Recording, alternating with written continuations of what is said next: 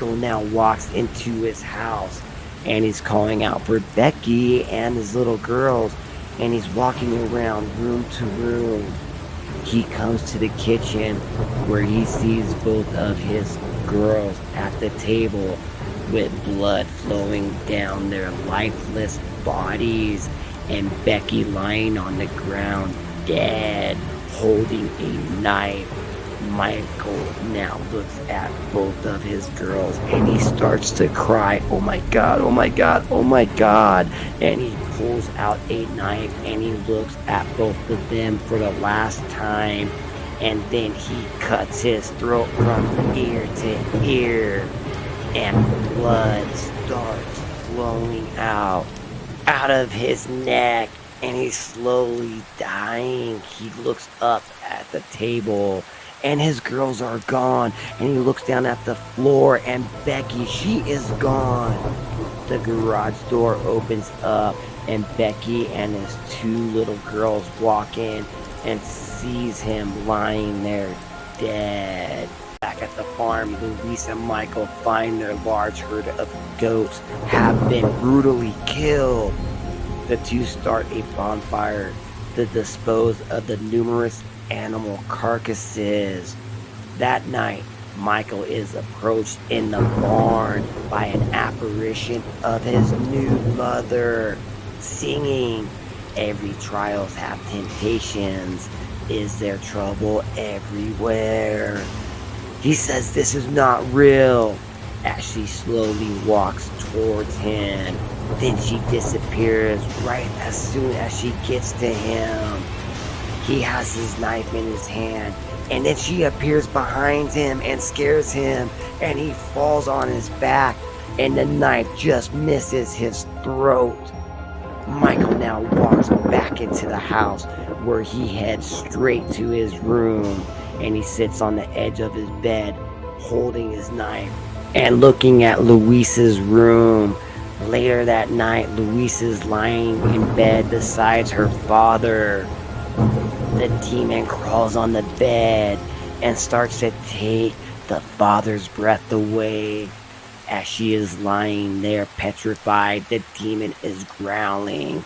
She turns and her father is gone. And she looks up and she witnesses her father levitating against the ceiling. And he reaches out towards her with one hand and says, "Run away!" And she wakes up in the morning and her father is laying next to her. Sunday. Luis now calls out for Michael, and then she goes into his room, but he is gone. Knocking comes from the front door, and it startles Luis, and she screams a little bit, "Hello," from a young girl. And as she opens up the door, she says, "I heard screaming." She's like, "No, it's okay. I don't know if you remember me, but I am Charlie's granddaughter. I was little when we met. We've been trying to call you, but there's no answer." "Yeah, it's because we unplugged the phone. My mom, I guess, she wanted someone here to tell, well, my grandpa, he died. He shot himself 2 days ago." "Wait, what? I don't understand. Charlie is dead? We thought you should know. I thought I would come over and see you. I'm sorry about your mama. You should come inside. Do you need help, Luis? I have to check on my dad. Come. I'm glad someone is here. Good morning." "Well, just do you smell him?" "I bet you do. I smell him too. He's close now. He is rotting." Luis runs over to the room to check on her father, and she yells, "Get away from him! Get out!" And she runs back to the front door, and she is gone.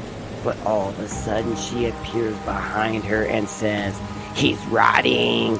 All alone, all alone, all alone.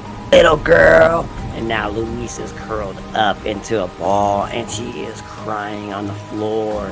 She looks up and nobody is there. And as she looks out the front door to nothing, she shuts it. She is now calling Michael, but she is only getting his voicemail, and she is saying, "We need to get Dad out of here." The nurse walks in and says, "Sorry I'm late. How's your dad doing?" She doesn't say nothing to her, and she just looks at her phone and says, "Fuck, fuck, fuck." The nurse goes into where her father's at by the bedside and starts to pray. Luis now plugs into landlines the back of the phone to call Michael from. And this time he answers it. "I'm sorry. Where are you? I woke up and you were gone. I think something happened to Charlie. Where are you?" "I'm driving. Drove all night. I wasn't gonna stay there anymore."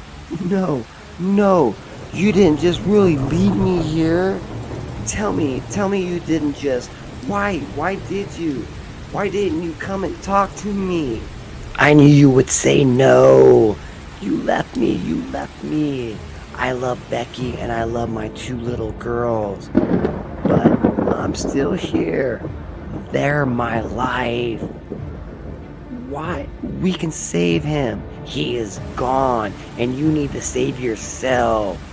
And now the nurse is sewing a blanket, and she hears all this, and a spider crawls across her face. Moments later, the nurse is possessed by the entity, and she begins stabbing herself with a pair of sewing needles. And then she attacks Luis in the process before stabbing herself in both of her eyes, and she kills herself and dies.